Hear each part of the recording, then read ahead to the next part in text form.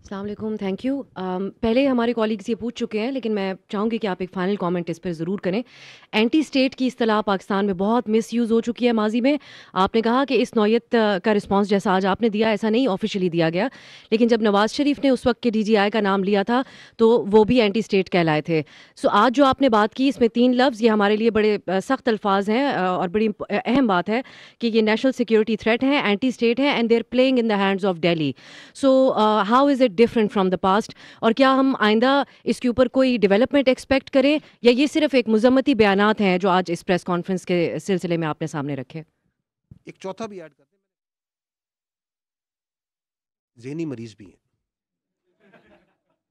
کیونکہ یہ جو کام کر رہا ہے پاکستان کی اور اس کی جڑوں کے خلاف, یہ ذہنی مریض ہی کر سکتا ہے. ٹھیک ہے, اینٹی اسٹیٹ وہ منصور آپ نے تو نہیں پیچھے سے کہا دوبارہ سوال کریں. آپ یہ پوچھ رہی ہیں کہ ہم پہلے بھی کہہ چکے ہیں تو اب کیا فرق ہے, یہ پوچھنا چاہ رہی ہیں. میں آپ کو پہلے بھی کہہ چکا ہوں, جو ہم نے آج کہا ہم نے کبھی نہیں کہا, کبھی نہیں کہا.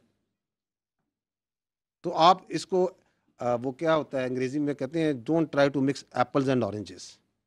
جو انہوں نے کیا وہ بھی کبھی کسی نے نہیں کیا. ڈپارٹمنٹ سے جاری کیا جاتا ہے اعلامیہ کی صورت میں. اچھا, یہ this is again part of that deceit cop web جو کہ بڑی خوبصورتی بناتا ہے. میں نے اپنی جو شروع میں بات چیت کی, میں نے کہا تھا کہ یا ابھی تھوڑی دیر پہلے کہا تھا کہ جس طرح یہ بیانیاں بناتے ہیں اس پہ تو جو جوابلز ہے وہ بھی داد دیتا ہوگا کہ میں بھی سیکھوں ان سے کہ یہ بنتا کیسے.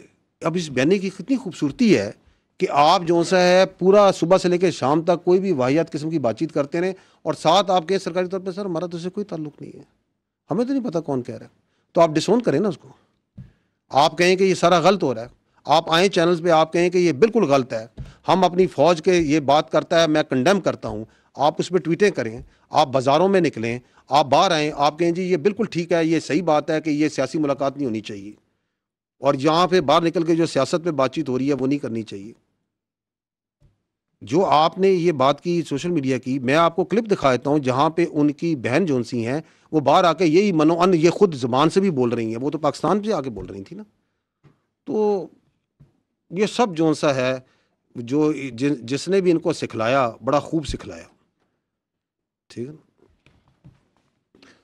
آئی تھنک آپ لوگوں کے جو چینلز ہیں they must be wanting to switch to something else. 1:45 وہ کہتے ہیں گھنٹہ اور 40 منٹ ہو گئے.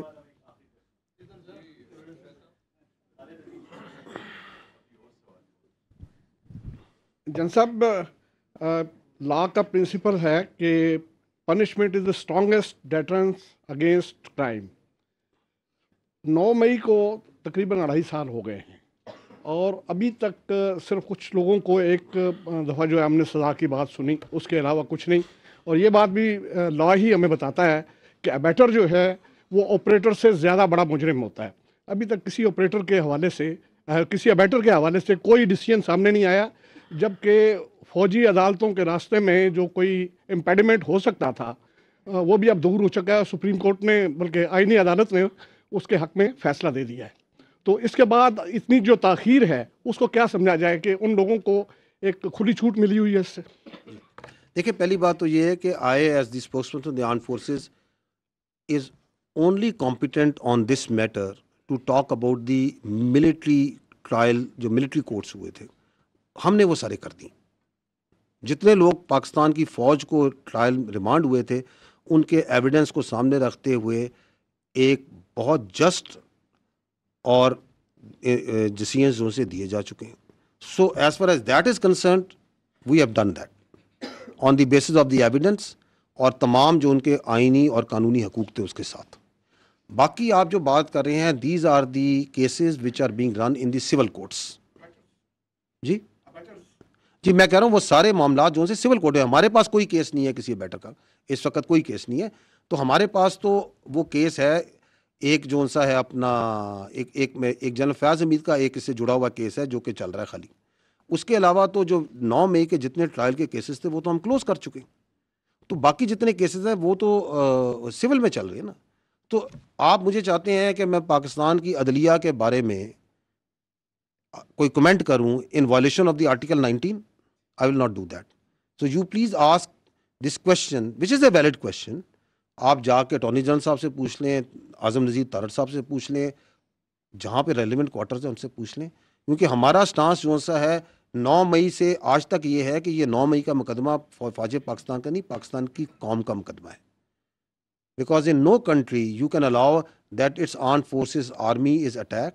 آپ ان کے شہداء کی یادگاروں پہ حملہ کریں, آپ ان کی تصدیق کرنے کی کوشش کریں, and then you can walk away free, especially those who planned it, who abetted it and who were the mastermind behind it. Absolutely, we ہم ادھر ہی کھڑے ہیں.